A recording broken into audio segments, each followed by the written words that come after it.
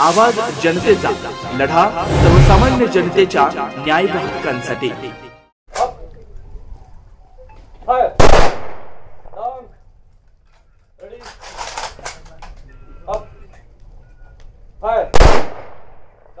राहुरी तालुक्यातील टाकळीमिया येथील सुपुत्र व बिहार राज्यातील किशनगंज बॉर्डरवर बॉर्डर सिक्युरिटी इतमामात अंत्यसंस्कार करण्यात आले।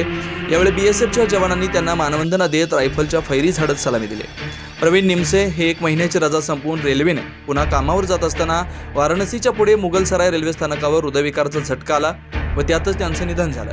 आज सकाळी त्यांचं पार्थिव टाकळीमिया इथं आणण्यात आलं। यावेळी त्यांच्या राहत्या घरापासून ते गावातील अमरधामपर्यंत सजवलेल्या ट्रॅक्टरमध्ये पार्थिव ठेवून अंत्ययात्रा काढण्यात आली। ठिकठिकाणी त्यांच्या पार्थिवावर फुले वाहत मानवंदना दिली जात होती।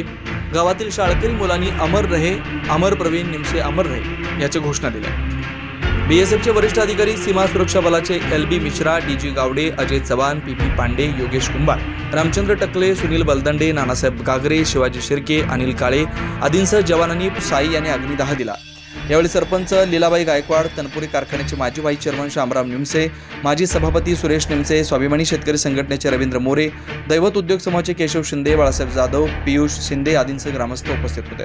शहीद जवान प्रवीण निमसे यांच्या पश्चात आई, वडील, पत्नी, एक मुलगी, एक मुलगा, भाऊ, भाऊजय, चुलते, बहीण असा मोठा परिवार आहे। ते टाकळीमिया सोसायटीचे माजी उपाध्यक्ष नानासाहेब निमसे यांचे चिरंजीव होते।